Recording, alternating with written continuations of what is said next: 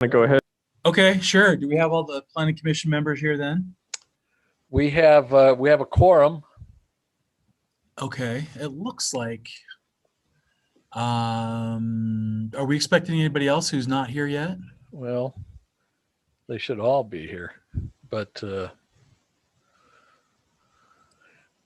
well, all of them are supposed to be here. Haysom. Is Haysom the only one we're missing right now? Let's see. No, Carl's not on. Oh, there's Carl. Never mind. Sorry, Carl. Yeah, we can go ahead. I don't think Barry's on. Barry's not on yet either. Don't be throwing Carl under the bus, man. Oh, really? Okay, well, I think the... Were you trying to call us bozos before? No, I just said I think we're all bozos. It's the name. I think we should turn the time over to Steve Earle for training. All right. Great. Well, thank you for all getting on a little bit early so we can do this training. I think Jason has probably told you that IRMA, which is the Utah Risk Management Mutual Association, essentially the city's insurer, requires that we provide annual training to the Planning Commission and the City Council on some different topics, basically and primarily in an effort to limit potential liability down the road. So hopefully, I'd like to talk about a few things that will help keep us out of trouble. Hold on, Steve. We don't have any audio. I hear him fine. I hear it. Granicus doesn't. Hold on. Okay. That archaic system that they have to deal with. For what it's worth. Like we're getting rid of it soon, so that should be good.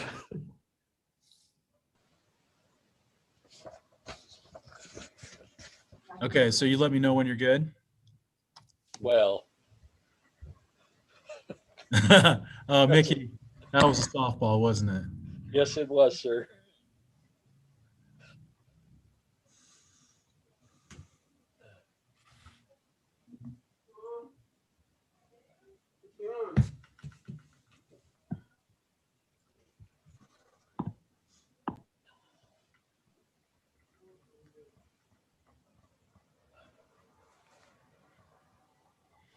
So I trust that everybody has been well. Is that a correct assumption? All of us seem to be in good health. None of us. Steve, can you hear me? Yes. Oh, Can you hear me? Yes.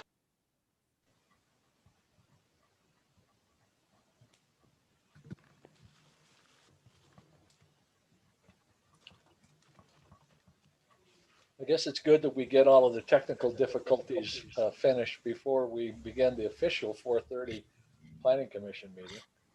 Steve, are you on? I am. Can you hear me? Yeah, you're good to go. Okay. All right. So to continue on here, so we're going to do this training. Many of you have heard this all before, and hopefully this will serve as a reminder. And for those who are new, please feel free to ask any questions about any of the topics we cover here. So first, I want to talk a little bit about the role of the Planning Commission. You probably have a pretty good understanding of that already, but you probably, or as you know, the Planning Commission has basically two main roles. The first role is to review items such as site plans and preliminary plats and amended plats to make sure that they comply with all applicable city ordinances. And the Planning Commission is the final approving authority for those, which basically means once you give your approval for those items, they're done. They don't have to go through any further review or approval processes. So the role of the Planning Commission with respect to these items is just to basically make sure that they comply with all city ordinances. Staff, of course, works hard to make sure that they do comply with city ordinances before they ever get sent to the Planning Commission. But you sort of act as a check on staff to make sure that staff is doing their job. And probably this very rarely comes out that somebody makes a claim that these types of items don't comply with city code, but it can happen on occasion. And of course, if and when that ever does happen, it would be your role to determine whether the site plan or the plat does in fact comply or not. And if it doesn't, then you would basically require the applicant to make whatever corrections are necessary to ensure that it does comply with all applicable city ordinances. Now, connected with this, state law basically says that when you have a land use application come before you, like a site plan, like a preliminary plat, you really don't have any discretion to do anything other than approve it if it complies with all applicable city ordinances. You don't really get to impose your own judgment or your own feelings upon what somebody has proposed. So somebody comes before you with a site plan for a grocery store, or a gas station, or office building, and you don't happen to like the look of it, or you don't really like where it is, you still have to approve it, and fortunately or unfortunately, if it complies with city ordinances. Sometimes that's difficult because sometimes neighbors will come out in opposition to a project that's being proposed in a site plan, for example, and they might say all the reasons why they think it's a bad idea. And unfortunately, you know, again, if it complies with city ordinances, there's not a whole lot you can do. Again, your role is just to make sure that it complies with city ordinances, and if it does, to approve it. And you know, when those types of scenarios occur, and they do happen from time to time, I like to jump in and tell the members of the audience that you really don't have much discretion with these kinds of items, and that your hands are tied if the proposal complies with city ordinances. But sometimes it does put you in a little bit of an uncomfortable or awkward situation. But basically, the time to determine, you know, whether a specific use or a specific height of a certain kind of a building, the time to determine whether that's appropriate is when the city council decides whether to, or what kind of zone to place on a piece of property, and when they decide what the standards of that particular zone are. So any questions about any of that? I think that's probably pretty straightforward. So that's the first element of the role of the Planning Commission, is to approve these items that come before you where you're the final approving authority. Make sure they comply with city ordinances. The second type of application that you typically see are requests to rezone property and or to amend the text of an existing ordinance. So usually that happens in connection with development. You know, a developer desires to develop a piece of property in a way that's not currently allowed by the zoning ordinance. And in order to do what they want, they need to amend the zoning ordinance. Again, either to rezone their property or to amend the text of an existing zone. And usually they'll come before, and those types of applications always have to go to the Planning Commission before they go to the City Council. And your role in these types of applications is to provide a recommendation to the City Council. You kind of get the first look at the proposal, and you analyze the pros and cons of what's being proposed. And hopefully in your discussion, you identify what those pros and cons and potential concerns might be. And then the council has the opportunity to review your concerns, your thoughts and ideas in the minutes. So they get kind of the council helps to give them kind of an advance warning of what the issues on a potential rezone might be. So it's great to have discussion on these kinds of items, and great for you to voice what your thoughts, whether they're in favor of the application or whether they're against the application, or whether you think maybe more information needs to be obtained, those kinds of things. That's really helpful to the City Council for them to know what the issues are before they actually have to hear it themselves. So again, and on these types of applications, you only provide a recommendation. You are not the final approving authority, but again, your input is very important, and it's actually required by state law. The state law requires that the Planning Commission give its opinion or recommendation on these types of applications before they go to the City Council. So having addressed those two primary roles of the Planning Commission, I'd like to next kind of talk about how you function and some of the do's and don'ts as you conduct your meetings, as you consider the applications that come before you. The first thing to talk about under this category is the Open Meetings Act. This is a state law provision that basically requires all public business to be conducted in a public meeting. So this applies to Planning Commission, it applies to the City Council, any application for, a rezone or any basically public decision that might be made by the Planning Commission or the City Council has to be done in a public meeting. That's basically so that the government or the public's business is done out in the open. It's not done in secret. It's not done where the public can't really see what's going on. The idea is to be transparent, to let the public know how the government is really operating. So the public's business needs to be done in an open and public meeting. That's why we notice these meetings, so that the public is aware of when the meetings are, where they are, and what items are going to be considered, so that they can attend, they can provide input where appropriate, and they can just be aware of what's going on. So what this means for you is basically you're not supposed to make any decisions or even have discussions about an item that's on the agenda or is going to be on an upcoming agenda outside of a public meeting, outside of your regularly scheduled public meeting. So, if you see, in a week or 2 weeks, you see a particular controversial or difficult item, it's going to be on your agenda.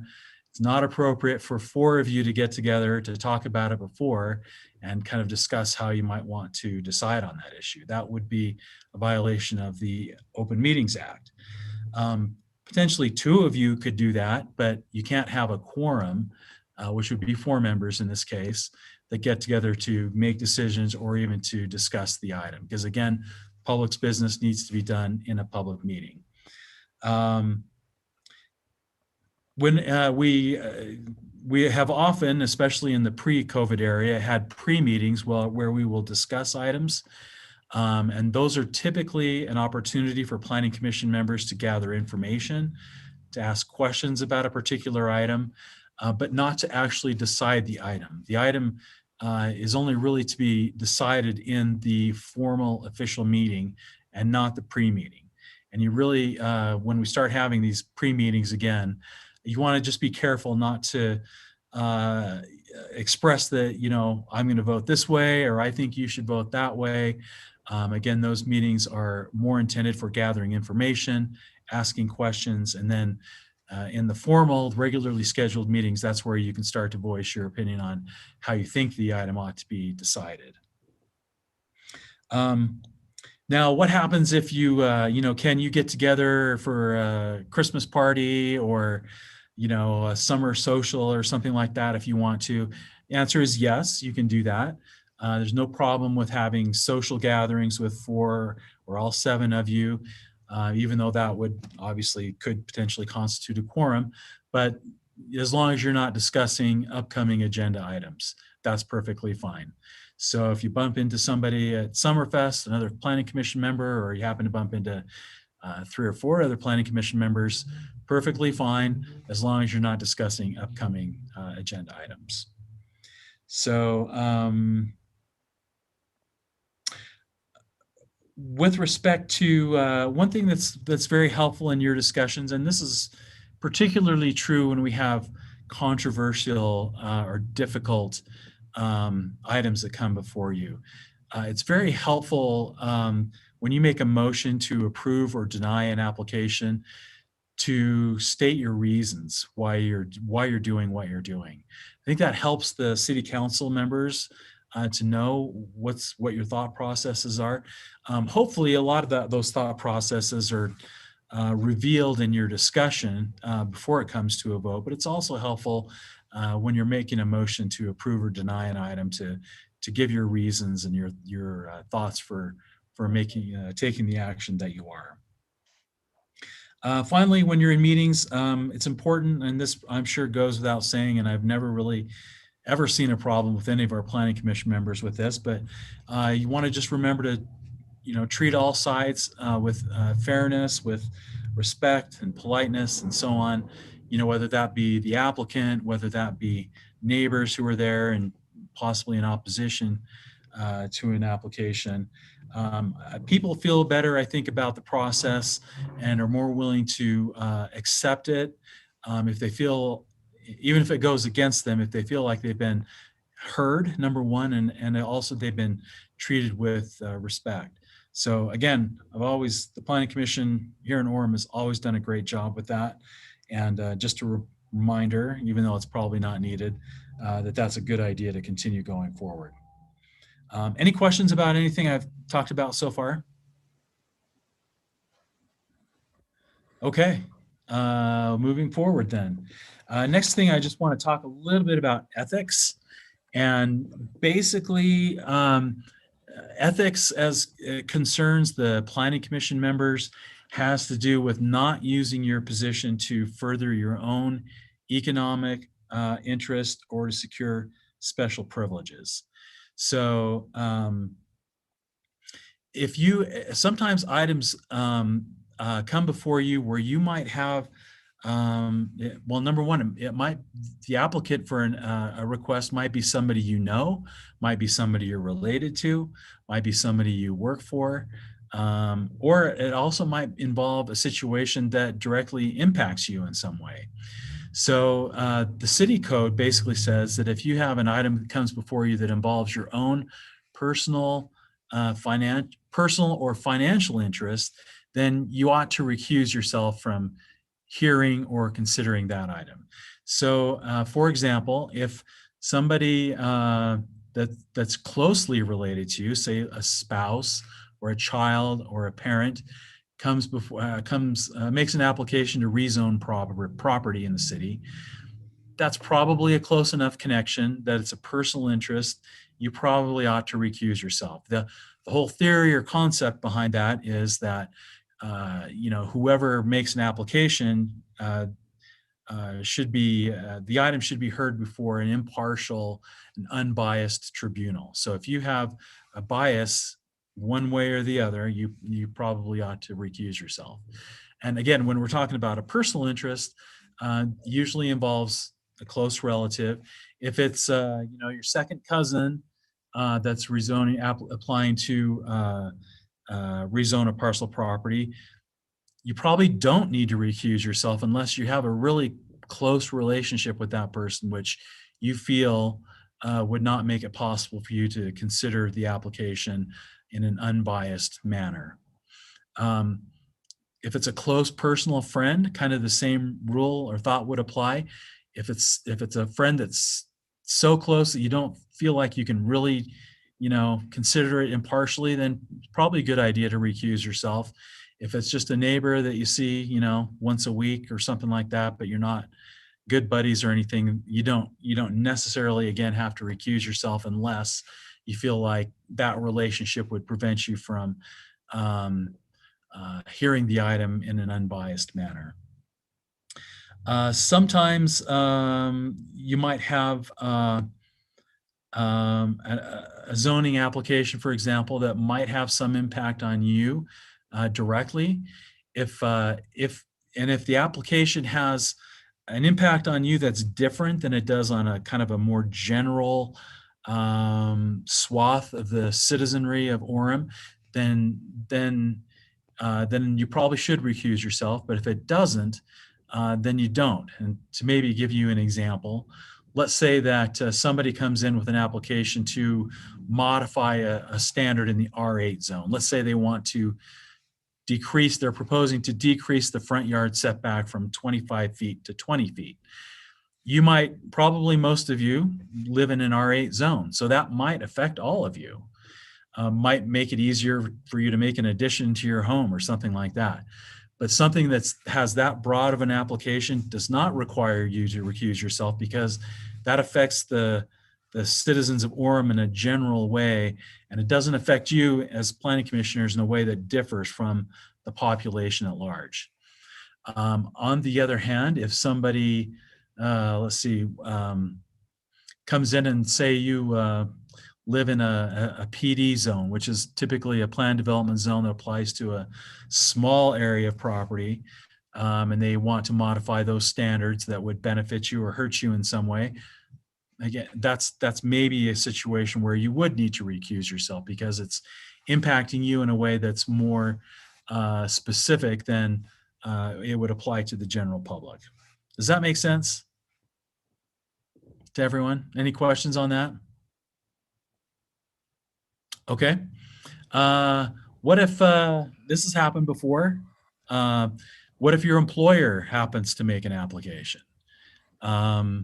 You know, whether you work for UVU or you work for an engineering firm, just as a pure hypothetical, or, you know, some other entity that has business interests in the city, you know, that's a closer call, and it probably depends on the exact circumstances and how close you are to the application, how, you know, senior you are in the company, you know, and again, it goes back to whether you would be able to consider the application in an unbiased manner. If you feel like, hey, you know, if I don't vote in a way that benefits the company I work for's interest, you know, and there might be some repercussions or it might hurt you somehow, then yeah, probably you ought to recuse yourself.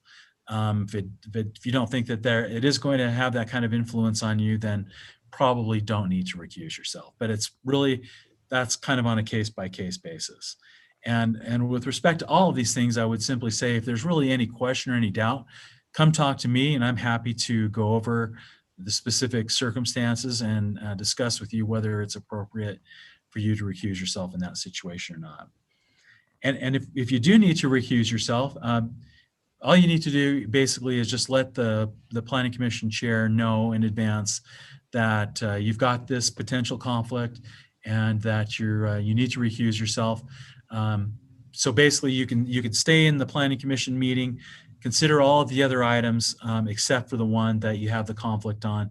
Typically, when somebody has a conflict, they just leave the chambers for that item, and then they come back into the chambers when that item is done.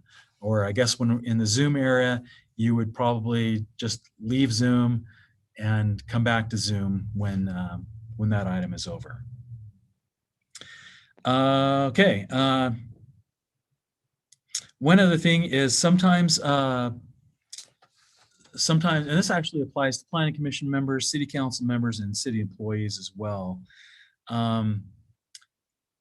If you have business with the city, or you do work for someone on a transaction that involves the city for compensation, you just need to file a disclosure statement with the city and disclose that potential conflict in the meeting. So I'm just trying to think of a good example here. Sometimes the city will have projects, you know, whether it be, you know, installing a new sewer line or building a new building or something like that. You might work for a construction firm that is actually doing that work, or is, you know, doing the engineering for that work. And typically, you're just supposed to file a disclosure statement, just describing what that interest is in connection with, you know, your work with the city. And if it comes up, something like that comes up with respect to an agenda item, just disclose that in the meeting. It doesn't mean you have to recuse yourself. Again, it's just all about being transparent so people know what the potential interests are. One final thing, since I see we're just about out of time, is, you know, as Planning Commission members, you're public servants, and you're doing the public's business. And so as a result of that, the public has a right to, under what's called the Government Records Access Management Act, to get a copy of any correspondence or any communications you may have with other staff members, with people outside the city, that relates to city business. So that could include emails, it could include texts, things like that. So just remember that any emails or texts or any written communications you send in connection with city business, is discoverable, which means that people can get a copy of that. They're entitled to make you provide a copy of that. So just try to remember not to say or write anything that, you know, you wouldn't want to have published on the front page of the newspaper. So, and with that, I guess I'll conclude, and unless there's any questions. Any questions from the commission at all? I do have one quick question. often, you know, what we're seeing are projects that are coming up, or, you know, subdivisions that are being built.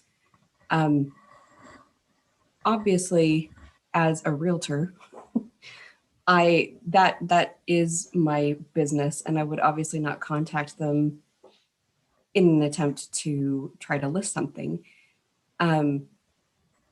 At what point would it be okay for me to contact them if I have a client who might be interested in them in a particular property, you know, when they're subdividing it, that I have someone who might be interested in one of those lots?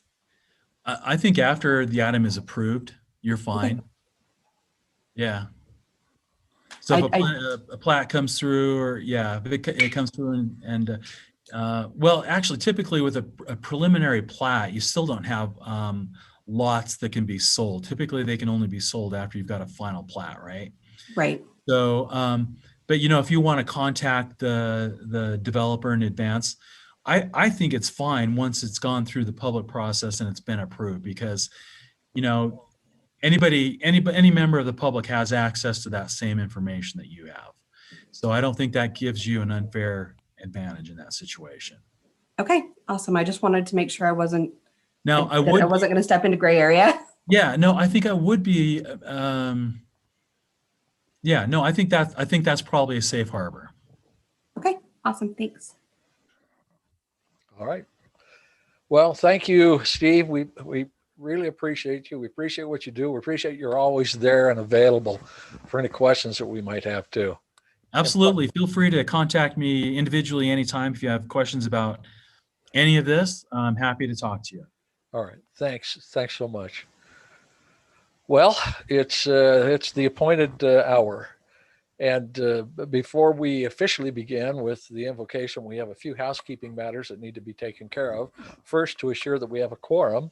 And I know that everybody is here. However, as a matter of public record, I will do a roll call. Marisa? Here. Carl Cook? I'm here. Camille Jensen? Here. Barry Roberts? Here. Haysam Sakar? Here. Ross Spencer? Here. And Mickey Cochran, I am here. Then this matter before us, to minimize the potential spread of COVID-19, and as authorized by Utah Governor Gary Herbert's March 18th, 2020 executive order, now therefore, I, Mickey Cochran, as chairman of the Orem City Planning Commission, make the following determinations. Under current conditions, conducting an Orem City Planning Commission meeting with an anchor location presents a substantial risk to the health and safety of those who may be present at the anchor location. This determination is based on the facts that, one, COVID-19 is a worldwide pandemic threatening the health and safety of the residents of Orem. Two, the state of Utah has determined that people should maintain social distancing of at least 6 feet to help mitigate the spread of COVID-19. And three, the city of Orem cannot maintain appropriate social distancing if Planning Commission members and or the public convene at the usual anchor location, the Orem City Council chambers. Okay, that takes care of that. I hope that's the last time I need to read that. I do. That's not part of the declaration, however. Now, this meeting, of course, may be viewed at orem.org/meetings or on the Orem City's YouTube channel, which is much more clear, better audio, video, etc. On the YouTube channel, that is. We will pause at least 90 seconds on any public hearing portion of this, of tonight's agenda. We will pause at least 90 seconds before a motion to allow for any electronic comments to come in. And that can be done, of course, at orem.org/comments. So We will again ask commission members to state their name before they make comments, before they ask any questions, or making or seconding motions. And applicants we know will also be calling in. Many of them have already signed in. We will ask them when it is appropriate to introduce themselves as usual. And of course, that introduction may be over the phone or by Zoom or on the YouTube channel. So we've asked Carl Cook if he would give the invocation. Carl, please.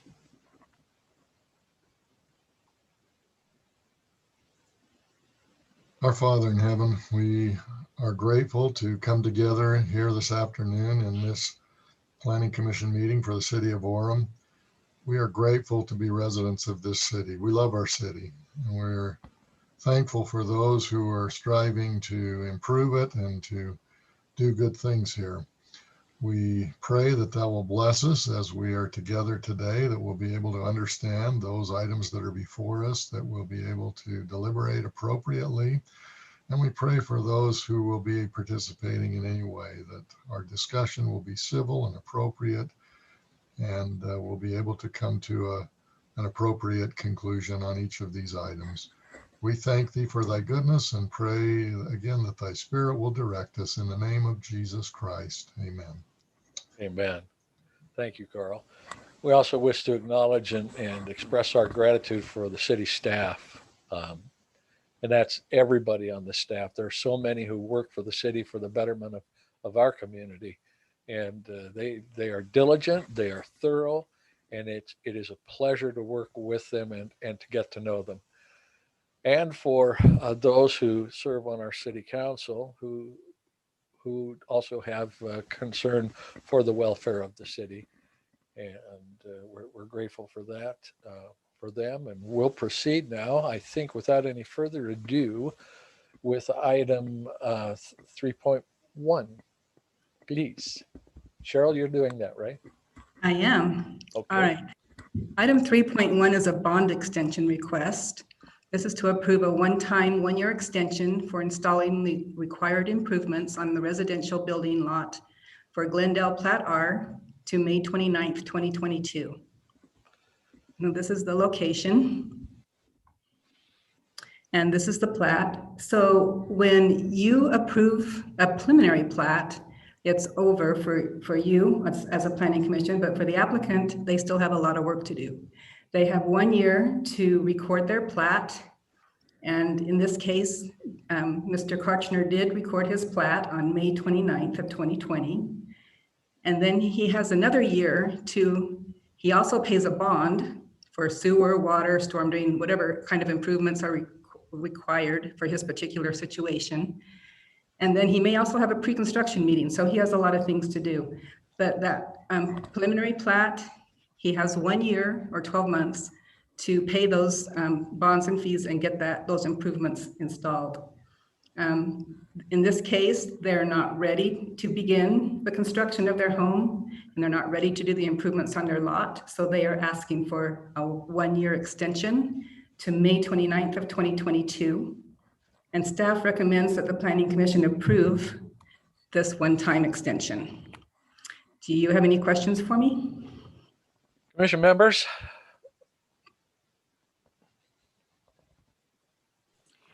This is Marisa. I have a question. How common is it for someone to need or to ask for an extension? I have not ever had one come before the Planning Commission in my short tenure of 2 years. It doesn't happen very often. I've not seen one. Carl, you're the old timer here. Jason's going to come and address that. Okay.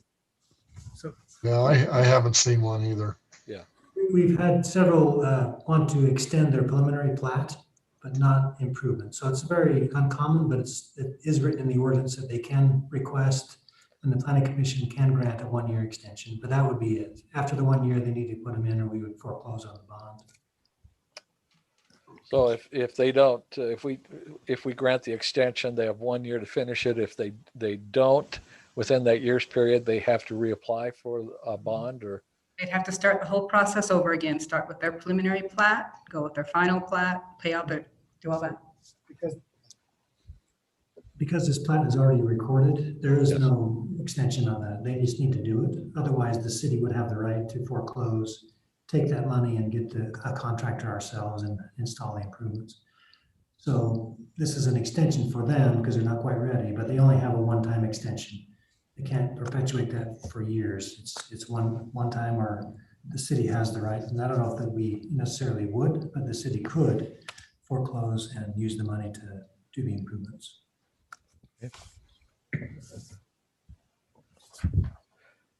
Is Mr. Karchner with us on this? I am. I'm his wife. Oh, well, that's even better. Thank you. Yes. Anything you would like to add to that? That sounded good. We wanted to build and then COVID hit and we just felt like maybe we should wait for a little bit, make sure job security, and just didn't know what the future was going to hold. So that's why we want to wait a little bit, but we'll get it done this year. Well, I'm sure you will, because we'll be healthy this year. Yes. Would anybody on the commission care to ask Mrs. Karchner anything at all? Excellent. Then let's put it forward for a motion. Who would like to offer that motion, please? This is Marisa. I'll do that. Thank you, Marisa.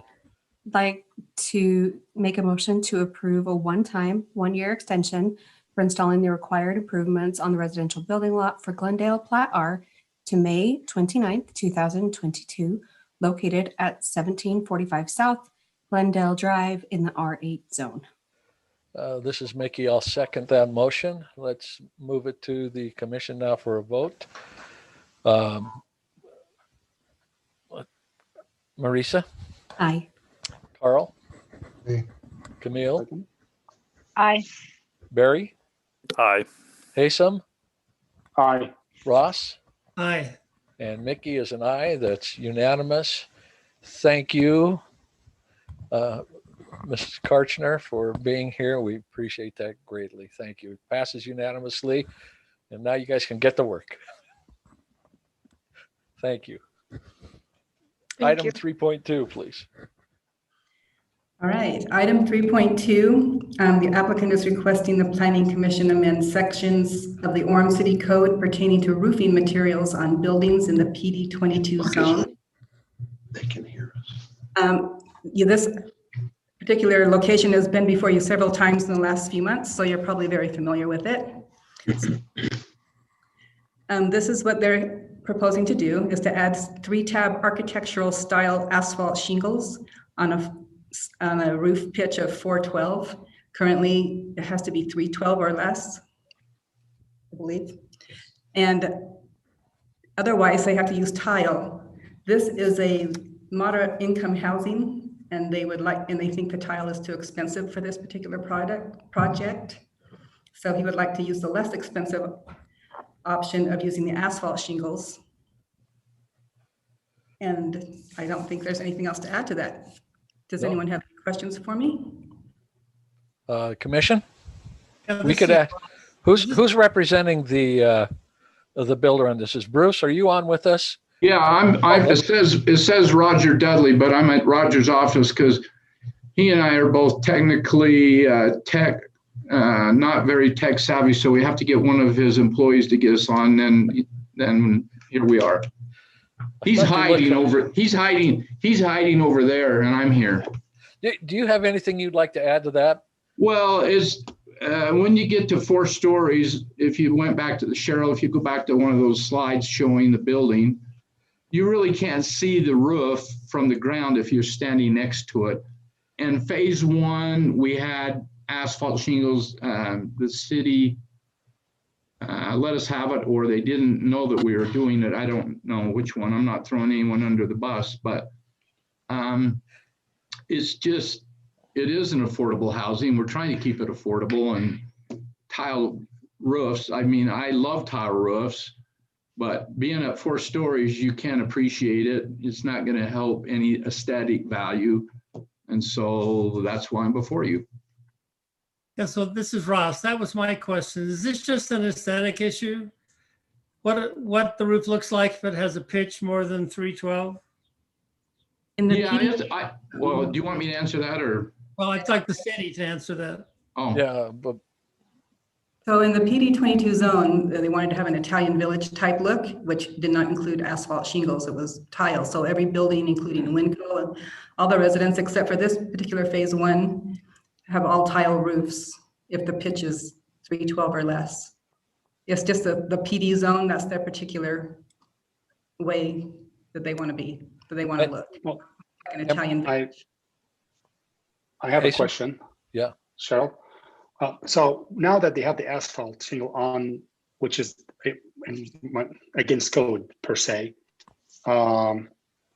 did they build the asphalt shingles before or after that code passed? And how did that happen? On phase 1, Yes. that was just an oversight by the city. The planner at the time didn't catch it. And so it was just an oversight, a mistake, but we didn't want to go ahead and allow that to happen again, just because we made a mistake once, we didn't want to do it again. So we have to change the code, and then it's no longer a mistake. And being there quite often down at just off of 1100 North, where I have an assignment, I think on phase 1 asphalt shingles look great personally, and it would be a consistency with that west. There would be a consistency in there that would be good, I believe. This is Carl. Do those existing buildings have a 4 and 12 pitch on them? correct, they do. So a question for Roger here. When you say this is affordable housing and you want to keep it affordable, would you have to charge more rent if you do the tile? I mean, I'm with Mickey as far as the aesthetics. It should stay the same. Yeah, that's about a $10,000 per, I don't know. He told me 10,000 per building now, but that was just the shingles alone. And then we had to go back and re-engineer the trusses for a heavier load. And so I don't know the total cost. It was just going to be more. And then what our thought was is we can go to asphalt shingles if we drop it down to a 312 pitch, but we really didn't want to do that because the upstairs is vaulted and we'd like to keep that vault in the stairs, and a 312 pitch gives you 3 feet of vault versus a 4-foot vault. And it's just inside, it feels better. It looks better on the outside. I mean, at the end of the day, if I put a 312 pitch here and with asphalt shingles next door to this, you wouldn't really be able to tell, but we are trying to keep it uniform between both projects and look the same. Are there any more phases after phase 2? No, there's 1 acre left in the whole development, which is across the street. Now, I tried to buy it last week and I didn't get it. Someone else got it, but we'll see. That's the only thing left in the whole development is the 1 acre pad across the street where the retention basin is. So in order to buy it, you're going to have to put the retention basin underground, and you won't be able to get very many units on it. That would be the last phase, if any. If not, then this whole thing is done. It's over. It's finished. Well, This is Marisa. Go ahead, Marisa. So Hasam's got another question. Well, given that this was an oversight by the city at some point, and aesthetically I think it should look the same as it is right now, and as long as it's affordable and the price, stays affordable due to the decreased cost of construction. I mean, that's also debatable. I don't see a problem with that, but we'll see what the city has to say. Well, Hasam, when you talk about affordable, I don't know if you've looked at any sheet products of late. I know Bruce has seen the cost of sheet products just is going through the roof. I've seen it. And I mean, you're looking at a piece of CDX right now, 3/4 inch. It's $70 a sheet. Come on, guys. That's getting up there. Hopefully that mitigates somewhat over time. But Bruce, you want to address that issue at all? Well, yeah, I can address that issue. I got a project in Springville going right now, and I'm into just the third building. And I talked to my lumber supply, SunPro, today, and he says, I got lumber for the fourth building. I have 3 more buildings. And he says, I can't get you any lumber. I go, hang on, at any price? And he goes, I can't get you any lumber at any price. It's just not out there. I can't even put an order in. He says, there's just no lumber out there. And I was talking to another friend of mine, Jason Miller Construction today, and he's got a big project coming. And he says they bought their lumber 7 months ago, but the lumber yard is begging them to not go through with the purchase, which has to happen by this Friday, because he said the lumber yard could make $500,000 more on his order alone if he can't come up with the money and pay for it this Friday. And he's saying, I'm not sure that we'll be able to get the money for this Friday. So it's a crazy world for everything out there. PVC, cement, it's all going up. And we're trying to keep these affordable FHA. So one time, 3.5% down. And it's a struggle right now, but so far we had anticipated this, but on this project, I don't know what's going to happen when we get ready to put the actual concrete in and start framing it. I don't know I don't have the answer. I can't see the future. I wished I could, but it's the only thing, we're the only thing in this whole county. And right now we have so much demand. We just have to take a list and say, we'll get back to you. We can't give you a price, we think it's around 200, but until this all settles, the dust settles, we can't really give you a price on anything because we don't need an education at my age anymore. This is Marisa. So Haysom had mentioned rentals, but in my memory, these were actually for sale or actual condos instead of apartments. Am I remembering correctly? You are remembering correctly. They are owned by people individually, either people who live there or people who want to buy it as an investment, but only half of them can be sold to people who want to buy them as an investment. And only 10% of the project can be owned by one person. So they're little investors that come along are, well, I'd say they're like the Roger Dudleys, but he doesn't even want to own an apartment because he doesn't like to rent either to people. So, but they're just like ordinary people off the street. So these are all privately owned. At the end of the day, we put a covenant on it. We restrict it. It's rentable or non-rentable, and it stays that way until, can I use the word second coming?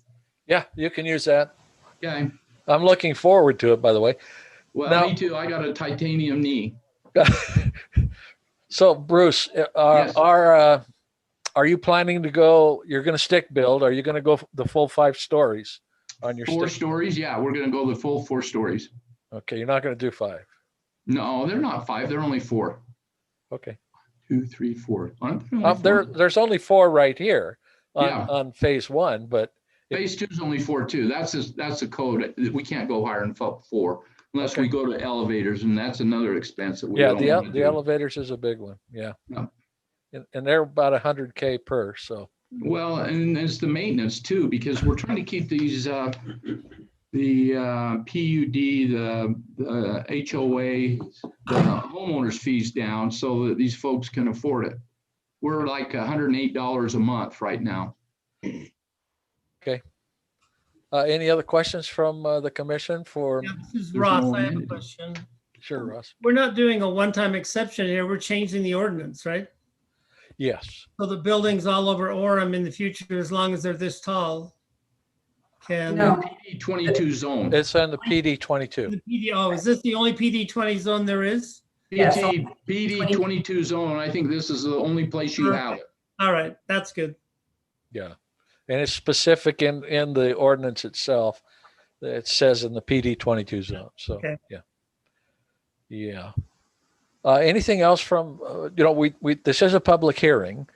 And so if we could, we're going to invite the public to make any comments. And we'll start the 90-second timer right now.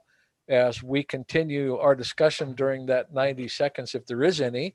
And Grant, I believe you're taking Ryan's place. Have we had anyone that has sent in a comment previous to the beginning of tonight's meeting? Mickey, not for this item. Okay. So we still have a few. Is there any other comments that any of the commission members would like to make? Bruce, Roger, is there anything you'd like to add as we're waiting during this period of time? Oh, I think we're okay, Bruce. Are we okay? Yeah, I think it's all straightforward to you. Yeah. It is, yeah. It's going to be nice to fill in that blank spot there. And definitely it's Orem is fairly short on beds and on units.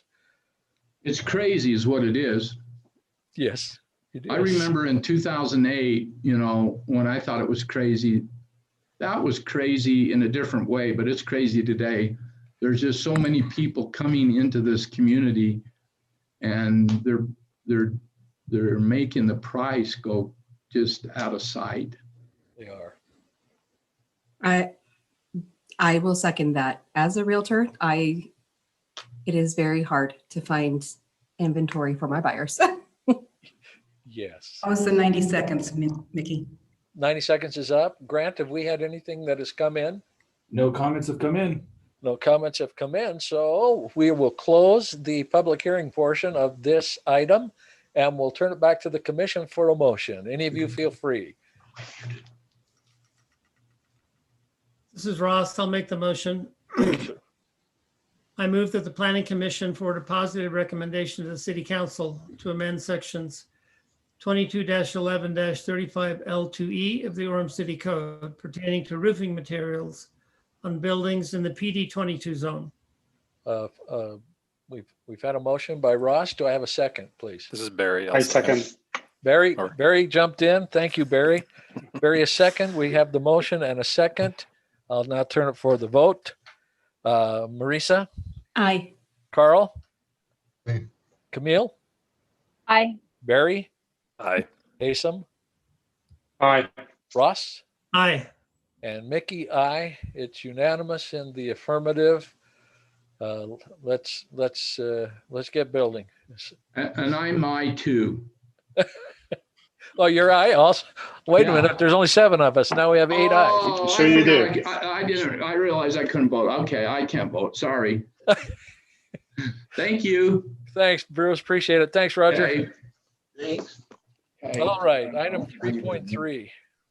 All right, item 3.3 is vacating lot 9 of Lakewood Village Plat A and approving Lakewood Village Plat J, located at 1676 South Lakewood Drive in the R8 zone. This shows you the location. And if you remember a couple of months ago, we had a subdivision, 1 lot subdivision come through for Yarn Hollow. It looked like a big hatchet. Yes. This is down at the end of that handle on that hatchet. And as you recall, that was that old railroad easement. Well, now this lot they're selling this lot, and they have the 2 lots. They would like to combine them together, make 1 lot. This is the street view. And we recommend that the Planning Commission vacate lot 9 of Lakewood Village Plat A, which is the larger part of this section, and approve Lakewood Village Plat J. Do you have any questions? This is the old Bamberger, isn't it? If I remember. Yes. Yeah. Yeah. Yeah. Thanks. Yeah. Well, it's now ancient. In fact, it's now gone. But beside that, any questions from the commission concerning this item? Roger, are you representing? I'm here, yes. Uh-huh. It's pretty straightforward. Anything? It, Okay. it is, yeah. It's just combining the 2 parcels into 1. Let's So- go ahead and open the public hearing portion and start the countdown. And then Grant, I'll ask you on this one also, have we had any public comments that have come in prior to our discussing this tonight, this afternoon? No, Mickey, no comments have been submitted for this item. Okay. I just have a little comment. Have any of you tried to follow the old Bamberger line at any time, just for the heck of it? It has a pretty pretty interesting history in the Provo-Orem area on the old Bamberger line. It's quite interesting. Yeah, it was Orem Boulevard was Yep. part of that line. Yep. Yeah. Yeah, people used to, get on the Bamberger and drive down. It went down by what was it? First North, 100 North, in Provo. I mean, you could take the Bamberger down, and then people would go to Provo on the Bamberger line if they weren't driving. It was there's some interesting stories that are associated with that. So I have a question. Is there a steep elevation change then at the back of this lot? Isn't this like an embankment? Yeah, it's like a V that went down in there. It was kind of an underground railroad, I guess we could say. That was your 90 seconds, Mickey. Okay, that's 90 seconds is up. It is a Granted, pretty steep elevation at the back.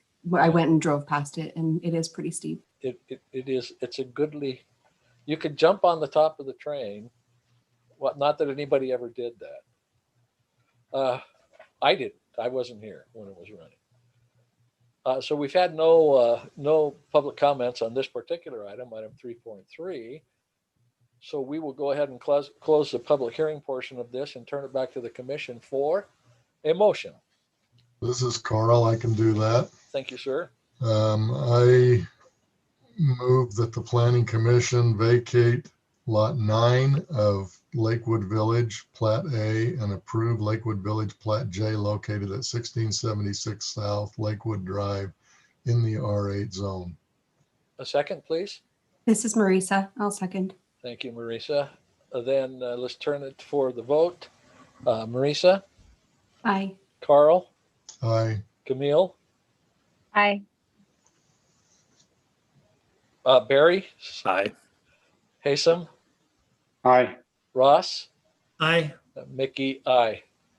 So we passed unanimously. We'll move to item 3.4. I was expecting to hear Barry's name when Camille said aye, because I'd already looked ahead on the list.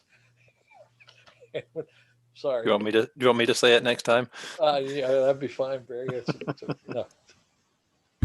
All right, item 3.4 is a preliminary plat vacating Lot 4 of Goldcrest Estates Plat A and approving the preliminary plat of Baxter Farm Plat A. This shows you the location on 16th North and 200 West. This is the existing plat. I included this to show you the existing Lot 4. This is the property line that they're adjusting on the current plat. Right now, the same person owns both parcels. This will make it one lot instead of two. Okay.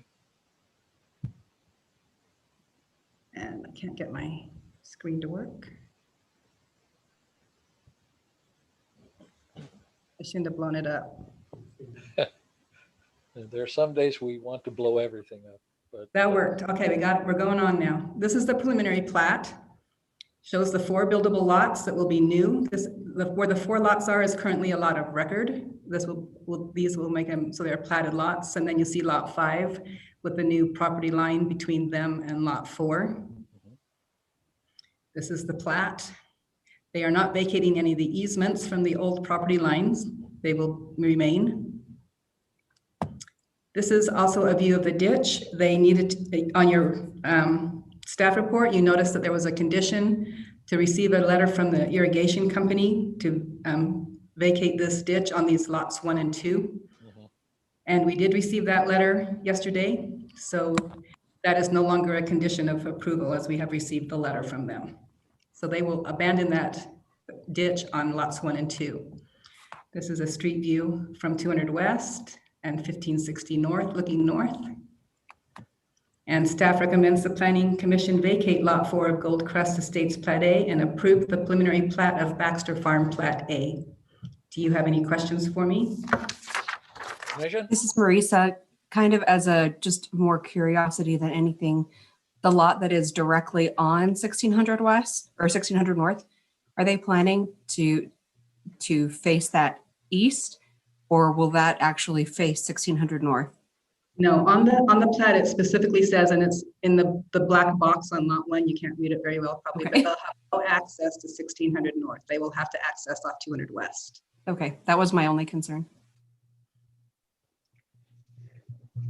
Any other questions? This is a public hearing, so let's go ahead and start the count. We'll open the public hearing portion, start the countdown, and Grant will ask you again, have we received any comments previous to our discussion? We have not received any comments for this item. Okay, so the countdown is on. Cheryl, can I look at that letter from the ditch company again? From Yes, the North irrigation Union. company. Yes. So Christine Baxter is the owner and Alex Lott is the representative from the North Union Irrigation Company.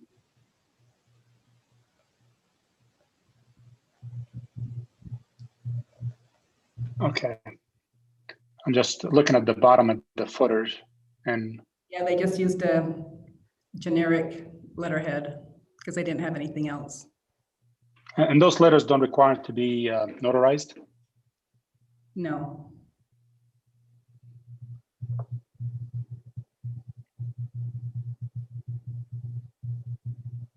And when you get a letter like that, do you normally call the company to verify? I mean, I'm only asking given that the photos don't look professional. No, we did not. The applicant, I guess we're on the honor system. Let the applicant take the Yes, responsibility. Blake Hendry, he met with Alex Lott and John Tucker yesterday. And so they all met on the property. And Christine, I apologize for not asking if you were on, if you had any other things. So that was an oversight on my part. I'm No, glad to that's know. just fine. Okay. No, I mean, I totally understand. It's just, definitely, it will work for me. That's not when you see a letter from a irrigation company that looks like that, which just raises a question, but I'm sure it's fine. I drive. You want to make sure they actually signed it. I know. That's all what it is. Well, having worked with irrigation companies in the past, as well as Carl having done that, this is really a pretty nice letter, regardless of the logo down at the bottom. It's not handwritten. Is that what you mean? Well, yes, or printed with an X. No, I'm just kidding. That's not true. Cheryl, are we still within our 90 seconds? We have finished our 90 seconds. They are up. Grant, do we have anything? Not received any more comments. All right, then we're going to close the public hearing portion and turn it to the commission for a motion. And anybody can do that on the commission. This is Marisa. I'll make that motion. Thank you, ma'am. I make a motion to vacate Lot 4 of Goldcrest Estates Plat A and approve the preliminary plat of Baxter Farm Plat A, located generally at 200 West, 1600 North in the R8 zone. This is Haysom. I second that. Thank you. So we've had the motion and a second. We'll turn it now for the vote. Marisa, Aye. Carl,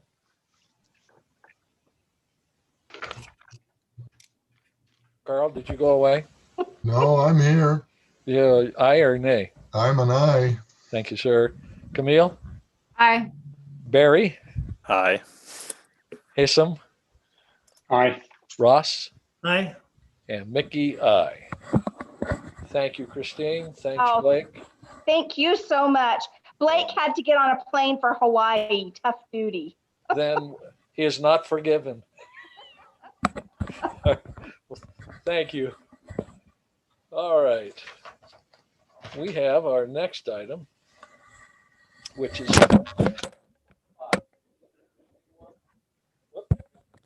an interesting item, and it is referred to as miscellaneous.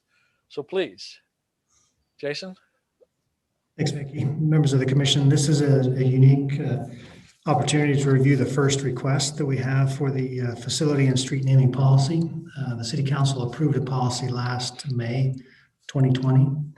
We've had in the past requests around junior high schools to rename a portion of streets in front of their facility, or if an applicant comes in with a new subdivision, to name it other than a coordinate address.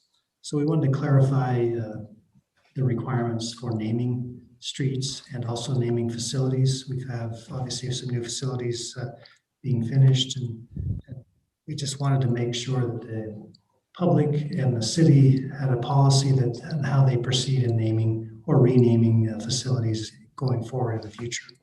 This request is to name field number 3 at the City Center complex to Clayton Riggs Field. As we go through, Clayton passed away, I think, a year or so ago. He was a coach for the Little League Orem League for about 10 years, as you were able to read in the write-up. As part of the policy, it does require the Planning Commission, when any person or entity requests that a site, some city facility or something be to be renamed after an individual, that it needs to come to the Planning Commission. So the Planning Commission in this policy is kind of the gatekeeper, if you would, or to make a recommendation to City Council. It is a requirement that they receive a positive recommendation. If for whatever reason that they can see under D3 that there is no recommendation, that it does not forward on to the City Council. So that is within the policy, and that's why we're here tonight to request that. So this is the write-up from the applicant, Rod Sweeten. He's the one that made the application, outlined the fact that Mr. Riggs passed away of a brain hemorrhage, spent a decade coaching Little League, and was very influential in many kids' lives, and they're requesting that field be renamed after him. Field 3, if you look at the picture, north is up. So field 3 is the one that is on Center Street in the middle.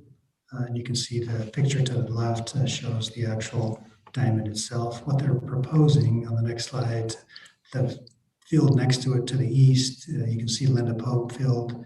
That's the type of sign they're wanting to put on field number 3, with a plaque that would be on the scorer's, I don't know what they call that, crow's nest or whatever that's called, with a plaque in commemoration or in memory of Mr. Riggs. So that is the request, and they are here. It is not a public hearing, but it does require a Planning Commission to make a recommendation. We did receive, at this point, I'm aware of 7 comments from the individuals from the community, all positive. I think you all have received all 7 comments. We can read those in if you'd like, but you are aware of that. So be glad to address any questions. We were, I guess the questions that I would have for the commission, these 7 comments will be part of the official record. Is that correct, Jason? We will put them in as a record, yes. The question is, should we have them read in also? And what thinks the council on that? I have no problem. I read them. I knew Clayton Riggs also, and he's had a big impact on Little League baseball here in Orem. He passed away February 20th. Jason, not last year. Yeah, he just recently passed. Yeah. Okay. Yeah, and I've known Clayton as my neighbor, and he had a huge impact on my kids and everybody else I know. So, and it's Rod Sweeten that applied for that, and we all know who Rod is and his responsibility and duties. So I'm all for it. Are there any questions or comments from the commission itself? This is Marisa. I don't know that we, unless it's required, No, to have them read in for the official record. I think the fact that they are all very heartfelt and all, in the affirmative for the recommendation, it doesn't seem like we would need to read them in, but that's no. Reading them in would just be reading them in. But whether that's report them on to the City Council as well as part of our attachment, so they will be aware of those and be able to read them themselves also. all right. Mickey or Jason, we did have one more comment come in, so I believe there's 8 total now. Okay. So just for your information. Okay. This is Carl. I noticed that the field next to it was named for Linda Pope. I don't know who she was. I think it was about 15 years ago. I'm not even sure what I want to ask. We didn't have a policy back then. My guess is they probably just put up the sign and the plaque. So now we've created the process just to clarify what that is, and there is a now procedure. So back then they didn't probably go through this process. But going forward, anytime we're going to name a field after an individual or a facility or anything of that nature, would come through the planning commission if it's a specific person. So there's a plaque already on that field that states that I think that the Kiwanis had something to do with developing it. Will that plaque remain? I would suspect it would remain. They'll just put it off to the side of that plaque and then put the name on the backstop. Yeah, this does not give them, I guess, the ability to take off that plaque. It's really adding to and putting the name on the backstop. Are there any other comments from the commission? Well, this is Ross. I think it's a really good idea. It kind of puts the Little League stamp on the fields. They use them. Those boys are coming through there and they can see past heroes. I think it's a great idea. It is. They ought to name one the Mickey Cochran field, just because Mickey Cochran was a Hall of Fame catcher for the Detroit Tigers.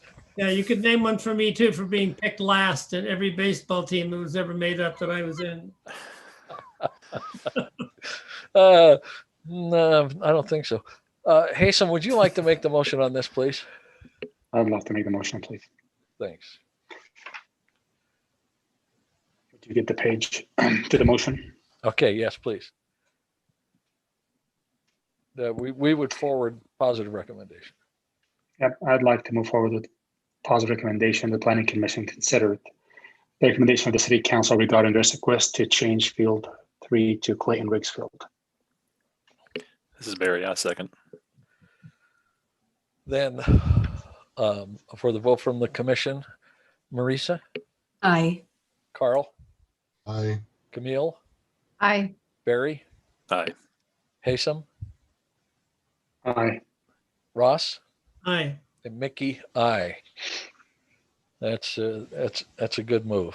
Thank you. Grant, do we need to turn the time over for you for good news or anything else?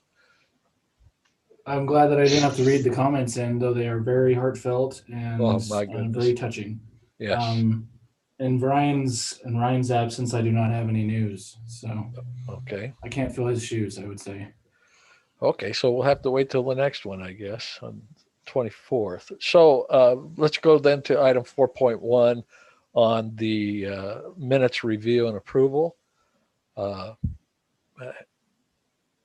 Does anyone from the commission have any comments or corrections, additions that need to be added to or taken away from the minutes of our last meeting on March 17th? Okay, then I will make the motion that we approve the minutes as written, enter them into the official record. May I have a second, please? Ross, I'll second. All right, all those voting, Marisa, Aye. Carl, Aye. Camille, Aye. Barry, Aye. Haysom, Aye. Ross, Aye. Mickey, aye. Unanimous. Now we'll entertain a motion to adjourn, I guess. This is This is Carl. Marisa. I I'll make that move- motion. Well, Carl's in. Don't fight over it. I'm not fighting. Marisa can have it if she'd like. I make the motion to adjourn. Carl, you want I'll to second? second it. Okay, all in favor then, Marisa, Aye. Carl, Aye. Camille, Aye. Barry, Aye. Haysom, Aye. Ross, Aye. and I give a hearty aye myself, mateys.